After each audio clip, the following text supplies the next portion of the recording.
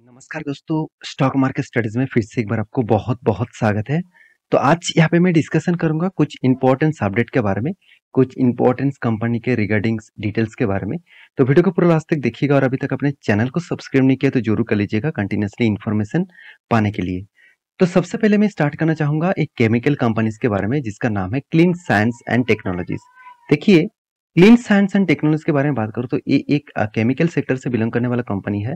14,000 करोड़ के आसपास इसका मार्केट कैप है। इसका मतलब एक स्मॉल कैप टाइप कंपनी है, छोटा सा कंपनी है। उस हिसाब से कंपनी का स्ट्रेंथ भी बहुत ज्यादा है।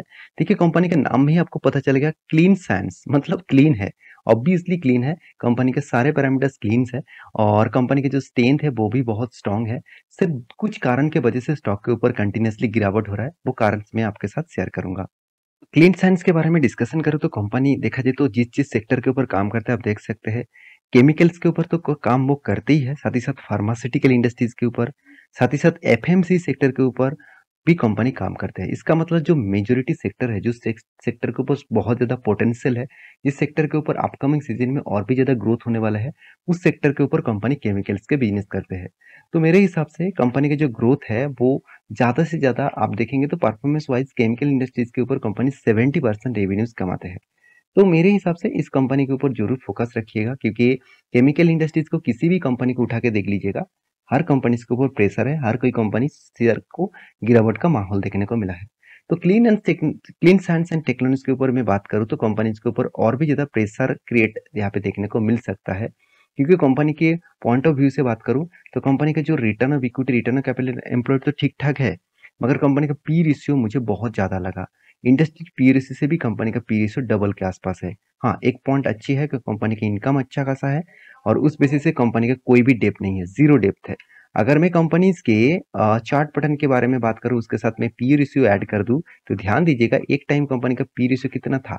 अगर मैं दिखा दूं तो कंपनी का पी रेशियो जनवरी 2022 में कंपनी का पी रेशियो था 138%, 30 रुपीज के आसपास। और आज आज कितना पी रेशियो है, आज लो रेंज में है, फिर भी 49% के आसपास।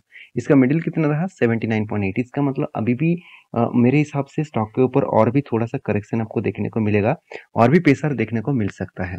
क्योंकि कंपनी कुछ एनालिसिस के हिसाब से बात किया जाए तो कंपनी टोटली डेट फ्री है।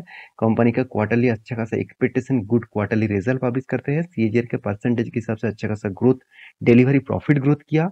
कंपनी देखिए जो आरओई है, सॉरी आरओई मतलब रिटर्न ऑफ इक्विटीज जो है, वो 3 साल में भी 36% के आसपास ग्रोथ मेंटेन किया। ऐसे नहीं कि एक साल में अच्छा खासा रिटर्न ऑफ इक्विटी दिखा दिया और रिटर्न ऑफ कैपिटल एम्प्लॉयड दिखा दिया और प्रीवियस जो साल था वो उसके परफॉर्मेंस अच्छा नहीं था। ऐसे बिल्कुल भी नहीं, ट्रैक रिपोर्ट यही बता रहा है कि कंपनी 3 साल में भी 30%, 36% के ऊपर था। कंपनी अच्छा खासा यहाँ पे डिविडेंड पे आउट भी कर चुके थे। कंपनी में नेगेटिविटी क्या था, और नेगेटिविटी क्या है, stock trading as book value के 14 टाइम्स ऊपर कंपनी ट्रेड कर रहा है, मतलब बुक वैल्यू के ऊपर 14 टाइम्स ऊपर कंपनी ट्रेड कर रहा है। एक कंपनी के लिए थोड़ा सा वीकनेस है, तो इसलिए थोड़ा सा करेक्शन हो भी सकते हैं। वर्किंग कैपिटल डेज जो 106 दिन लग रहा है, जो मतलब 106 दिन लगता था, आज 196 डेज लग रहा है। ये मुझे खुद से, मैं खुद की पर्सनली बता दूं, मैं मुझे मुझे ये चीज मुझे नेगेटिव लगा। ये वर्किंग कैपिटल डेज क्या होते हैं, चलो मैं आपको समझाता हूँ। देखिए, कंपनी का रेशियोज में आप जाएंगे तो यहाँ पे देखिए वर्किंग कैपिटल डेज आपको देखने को मिलेगा। देखिए एक टाइम कंपनी 60 दिनों के अंदर 64 डेज, 35 डेज, 32 डेज, 90 डेज तक देखने को मिला था, और इस बार बन चुके 196 डेज, मतलब दुगना से भी ज्यादा दिन लग रहा है। मतलब जो कैपिटल, कंपनी का जो कैपिटल है जो वर्किंग में है, मान के चलिए मैं एक आपको एग्जाम्पल के हिसाब से समझा रहा हूँ। मान के चलिए आपका एक बिजनेस है, तो और अपने एक प्रोडक्शन करने के लिए आपने पैसा निवेश किया, और वो पैसा कितने दिनों तक उस प्रोडक्शन करने के लिए और उसको बेचने तक, कितने दिनों के बाद आपको पैसा वापस आया, उसी को बोला बोला जाता है वर्किंग कैपिटल डेज। मतलब जो कैपिटल है वो कितने दिनों में वर्क कर रहा है। तो जितना कम दिन में वर्क होने के बाद आपके हाथ में पैसा वापस आएगा उतना ही अच्छा है। मगर यहाँ पे कितना हुआ, 196 डेज। इसका मतलब कंपनी में अभी भी वीकनेस देखने को मिला। और रही बात कंपनी का क्वार्टरली रिजल्ट में, कंपनी का क्वार्टरली रिजल्ट अच्छा खासा धीरे धीरे करके ग्रोथ हुआ, एक्सपेंस को भी मेंटेन किया। कंपनी ऑपरेटिंग प्रॉफिट जो है वो भी अच्छा खासा ग्रोथ हुआ, 84 करोड़ से बन चुके 105 करोड़ के आसपास। तो इसलिए 41% का ऑपरेटिंग प्रॉफिट मार्जिन परसेंटेज के हिसाब से 48% के आसपास ग्रोथ देखने को मिला। तो ओवरऑल बात करूं तो कंपनी का जो नेट प्रॉफिट है वहां पे इंक्रीजिंग देखने को मिला। हाँ, आप कह सकते हैं सर कंपनी का जो प्रॉफिट है वो कुछ भी नहीं मिला, उल्टा लॉसेस मिल गया। यही तो मैं बोल रहा था बार बार कि कंपनी में जब स्ट्रेंथ हर कुछ पॉजिटिव में है, तो आज नहीं तो कल आपको धमाका देगा ही करके। तो धमाका कब होगा, उसका कुछ टेक्निकली चार्ट पैटर्न चलो दिखा जाए। तो टेक्निकली चार्ट पैटर्न के बारे में बात करूँ तो मैं आपको एक डेटा मेंशन किया था, वो डेटा आप ध्यान से देखिएगा। कंटिन्यूअसली कंपनी ने क्या किया यहाँ पे, कंटिन्यूअसली इस रेंज से देखा जाए तो कंपनी इस रेंज तक क्या किया, यहाँ पे बाइंग ट्रेंड दिखाया। तो अराउंड अराउंड आप बोल सकते हैं यहाँ पे 20% के आसपास यहाँ पे बाइंग ट्रेंड देखने को मिला। यहाँ पे मैं थोड़ा सा मार्किंग इस लेवल में कर दूं तो 20% के आसपास यहाँ पे मार्किंग देखने को मिला। इसका मतलब हायर चांसेस है इस रेंज तक कंपनी आएगा। जिस तरीके से कंपनी के ऊपर गिरावट का माहौल देखने को मिला था, और जिस तरीके से मैं पिछले दिनों में वीडियो बना के आपको बोला था कि ये जो सेलिंग प्रेशर था, सेलिंग प्रेशर, ये जो वॉल्यूम हुआ था वो कंटिन्यूसली सेलिंग प्रेशर, मतलब लोग इस रेंज में बाय किए थे और यहाँ पे कंटिन्यूसली सेलिंग किया, और सेलिंग करने के बाद वो रेंज फिर से यहाँ पे आएगा 1200 रुपीज के आसपास। तो जब 1200 रुपीज के आसपास आएगा तब एक फिर से बाइंग ट्रेंड बनेगा, क्योंकि यहाँ पे 20 का स्ट्रेटेजीज यहाँ पे यूज होगा। तो उस हिसाब से थोड़ा सा इंतजार करिएगा, अभी जल्दबाजी मत करिएगा एंट्री लेने के लिए, थोड़ा सा करेक्शन होने दीजिए। जब भी इस लेवल में आएगा तब मैं आपको वीडियो बना के इन्फॉर्म कर दूंगा। तो ये था फर्स्ट कंपनी। सेकेंड जो कंपनी जिसका नाम है आवास फाइनेंस, आवास फाइनेंस कंपनी। तो आवास फाइनेंस कंपनी क्या काम करते हैं, तो ये एक देखा जाए तो एक हाउसिंग फाइनेंस के ऊपर काम करते हैं, मतलब हाउसिंग डेवलपमेंट एंड फाइनेंस के ऊपर काम करते हैं। जैसे इस ग्रुप में कौन सा है, चलो मैं आपको दिखा देता हूँ। जैसे देखिए HDFC, LIC housing finance, PNB housing finance, साथ ही साथ एप्टास वैल्यू हाउसिंग फाइनेंस, हुडको। तो उसके बाद नाम आते हैं एवस फाइनेंस। तो एवस फाइनेंस एक छोटा सा कंपनी है, एक स्मॉल कैप टाइप कंपनी है, 10,000 करोड़ का इसका मार्केट कैप है। तो उस हिसाब से कंपनी का ग्रोथ धीरे धीरे करके हो रहा है। हाँ, इस कंपनी के ऊपर एक चीज मैं आपको बता दूं, आप कहेंगे सर इस कंपनी के ऊपर कर्जा तो बहुत ज्यादा है, अराउंड अराउंड 3% के आसपास। देखिए फाइनेंस कंपनी का काम ही ऐसा है, वो उसका काम है पैसे लोन लेते हैं और उसके बाद वो दूसरों को लोन बांटते हैं ज्यादा इंटरेस्ट के साथ। तो इसी के चलते कंपनी के ऊपर लोन तो होगा ही, लोन लेने के बाद कंपनी का प्रॉफिट हो रहा है कि नहीं हो रहा है वो देखना बहुत इंपॉर्टेंट है। जैसे देखेंगे कंपनी का सेल्स पिछले बार 350 करोड़ के आसपास था, इस बार बन चुके 450 करोड़ के आसपास। इसका मतलब सेल में, रेवेन्यूज में इंक्रीजिंग हुआ। इंटरेस्ट के बारे में बात करो तो यहाँ पे तो सेल्स नहीं है, यहाँ पे रेवेन्यूज है, क्योंकि कंपनी सर्विसेज देते हैं, कोई प्रोडक्ट सेल नहीं करता। तो इंटरेस्ट के बारे में बात करूँ तो कंपनी के इंटरेस्ट भी पेमेंट करना पड़ा अच्छा खासा। और एक्सपेंस के बारे में बात करूँ, एक्सपेंस के बारे में बात करूँ तो एक्सपेंस भी देखिए कंपनी 88 करोड़ से कंपनी इस बार बन चुकी है 118 करोड़। तो सारे पॉइंट्स मिलाकर भी कंपनी का जो फाइनेंशियल प्रॉफिट है यहाँ पे भी अच्छा खासा इंक्रीजिंग देखने को मिला, 153 करोड़ से बन चुके 167 करोड़। तो ओवरऑल बात करूँ कंपनी में ग्रोथ तो है, कंपनी में पोटेंशियल तो है।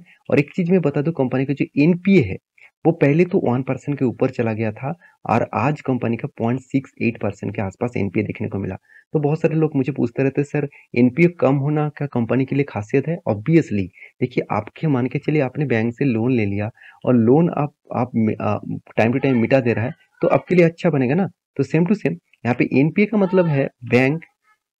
तो एनपीए का कम होना मतलब अच्छी बात है, क्योंकि कंपनी मान के चलिए बैंक ने कुछ कुछ लोन दे दिया, तो लोन कितने मार्केट से उठा पा रहा है। अगर मान के चलिए उन्होंने 5 लोगों को लोन दे दिया, तो 5 लोगों के लोनों में मान के चलिए 2 लोग लोन डिफॉल्ट कर दिया, मतलब लोन दे नहीं पाया, तो मतलब पेमेंट कर नहीं पाया, तो वो हो जाएगा एनपीए। तो एनपीए कितना परसेंटेज कम हो रहा है वही कंपनी के लिए खासियत बनेगा। तो रही बात कंपनीज के टेक्निकली चार्ट पैटर्न के, उसके बारे में डिस्कशन करूँ तो कंटिन्यूसली सेल अप देखने को मिला था। मैं पहले भी आपको मेंशन किया था कि ये जो सपोर्ट है, अगर इस सपोर्ट को ब्रेक करता है तो एक बड़ा फॉल आपको दिखेगा, और नेक्स्ट सपोर्ट रहेगा 1290 के आसपास आप बोल सकते हैं। तो इस लेवल तक वो जरूर आएगा, क्योंकि वो स्ट्रॉन्ग सब मतलब यहाँ पे गिरावट का माहौल है। और नेक्स्ट जो अगर इस लेवल को थोड़ा सा वॉल्यूम क्रिएट करके फिर से ब्रेक डाउन करे तो 955 तक शेयर आ सकते हैं। तो अभी जल्दबाजी करके एंट्री मत ले लेना, क्योंकि जिस तरीके से फॉल देखने को मिला है मेरे हिसाब से बहुत बड़ा प्रॉफिट बुकिंग चल रहा है, और मेरे हिसाब से थोड़ा सा करेक्शन और भी देखने को मिल सकता है। तो थर्ड जो कंपनी जिसके बारे में बात करूं उसका नाम है पॉलीकैब इंडिया लिमिटेड। देखिए पॉलीकैब इंडिया लिमिटेड आप सभी जानते हैं इंडिया के नंबर 1 केबल्स मैन्युफैक्चरिंग कंपनी है। देखिए केबल्स के डिमांड लगातार बढ़ रहा है, चाहे वो ऑप्टिकल फाइबर हो, चाहे वो कोई भी लाइट्स, स्विच, फैंस वगैरह सब कुछ कंपनी बनाते हैं। साथ ही साथ जो जितने सारे केबल्स है, चाहे वो ऑप्टिकल्स हो, चाहे वो कुछ भी हो, आप वेबसाइट में जाकर भी देख सकते हैं। इस कंपनी का जो प्रोडक्ट है, वो भी आप वेबसाइट में जाकर विजिट करके देख सकते हैं। देखिए, हर तरीके से केबल्स कंपनी बनाते हैं, वायर्स भी बनाते हैं, स्विच, फैन्स, इस तरीके से प्रोडक्ट भी मार्केट में कंपनी लॉन्च किया। साथ ही साथ कुछ होम एप्लायंसेस के ऊपर भी है, स्विच बोर्ड के ऊपर भी है, साथ ही साथ लाइटिंग्स के ऊपर भी है, सोलर के ऊपर, पंप के ऊपर। तो इस तरीके से प्रोजेक्ट के ऊपर कंपनी काम करना स्टार्ट किया, तो इसलिए कंपनी आज नंबर 1 है। तो मैं इस कंपनी के ऊपर बहुत बुलिश हूँ, हमेशा बुलिश रहूंगा, क्योंकि इस कंपनी की जो स्ट्रेंथ है मुझे बहुत अच्छा लगता है। कंपनी डेट फ्री है और अच्छा खासा प्रॉफिट भी कमा रहा है। कंपनी का मार्केट कैप एक लार्ज कैप कंपनी है और कंपनी टोटली जो डेप्थ है एकदम नाक के बराबर लेके आए। कंपनी के क्वार्टरली रिजल्ट के बारे में बात करूं तो कंटिन्यूसली कंपनी का क्वार्टरली रिजल्ट इंक्रीजिंग देखने को मिला। सेल्स का ज्यादा इंक्रीजिंग हो रहा है, उसके साथ एक्सपेंस को कंपनी मेंटेन कर रहा है और कंपनी का प्रॉफिट मार्जिन भी इंक्रीजिंग हुआ। तो अच्छी बात है कि कंपनी के सारे पैरामीटर्स पॉजिटिव है। कंपनी के जो जो बेस्ट पॉइंट मुझे लगा वो है कंपनी का रिजर्व। तो रिजर्व देखिए, एक टाइम 1400 करोड़ के आसपास था, आज 6500 करोड़ के आसपास बन चुके हैं। तो कंपनी के जो वॉरिंग्स है, कंपनी के वॉरिंग्स के बारे में बात करूँ तो 458 करोड़ के आसपास देखने को मिला था और आज 190 करोड़ के आसपास देखने को मिला। इसका मतलब कंपनी यही कोशिश कर रहा है खुद का जो कर्जा है उसको जीरो करने के लिए। डेट फ्री अगर कंपनी बन गया तो कंपनी के ऊपर एक प्रेशर कम हो जाएगा। तो देखिए, कितना भी आप बड़ा बिजनेस कर लीजिएगा, आपके पास अगर डेप्थ है, मतलब आप कर्जा लेकर काम कर रहे हैं, तो हमेशा आपका दिमाग में यही चलते रहेंगे कि मुझे हर मंथ में वो पेमेंट करना है, इंटरेस्ट मुझे पेमेंट करना है, किसी भी करके मुझे इंटरेस्ट पेमेंट करना है, नहीं तो मेरा कंपनी बंद हो सकते हैं। तो ये बात कंपनी ने फोकस रखा और इसी तरीके से कंपनी ने खुद का फिक्स एसेट को भी परचेजिंग ग्रोथ किया। कंटिन्यूसली 750 करोड़ से कंपनी 2000 करोड़ तक कंपनी का एसेट को परचेजिंग करते गए। तो रही बात इस कंपनी के टेक्निकली चार्ट पैटर्न का, तो मैं पहले भी मेंशन किया था। यहाँ पे कुछ टाइम वॉल्यूम क्रिएट करने के बाद एक रिवर्सल करके एक ब्रेकआउट दिया था, तो मैं आपको बोला था इस रेंज के ऊपर एक एंटी लेवल बनेगा और मेरा टारगेट ऑलमोस्ट 1:3 रेशियो का मैं टारगेट ले चुका हूँ। मैं टेलीग्राम में भी आपको अपडेट दिया था। जितने सारे दोस्त टेलीग्राम में जुड़ चुके हैं तो उसको पता है। अगर आपने नहीं जुड़ा तो जाकर टेलीग्राम में ज्वाइन कर सकते हैं एज अ लर्निंग पर्पज में। देखिए, मैं जितने सारे वीडियोस बनाता हूँ, मैं कोई भी आपको रिकमेंडेशन नहीं करता हूँ, मैं आपको यही बोलता हूँ कि आपके रिस्क के हिसाब से निवेश करना। देखिए, रिस्क लेना आपको ही होगा, क्योंकि पैसा आपका है, प्रॉफिट मिलेगा तो आपको ही मिलेगा, लॉस मिलेगा तो आपको ही मिलेगा। तो इस हिसाब से रिसर्च करके आप कंपनी के ऊपर डिसीजन लेना। तो फिर से मुझे कुछ दोस्तों ने कमेंट किया, सर क्या अभी ट्रेडिंग बनेगा इस कंपनी के ऊपर?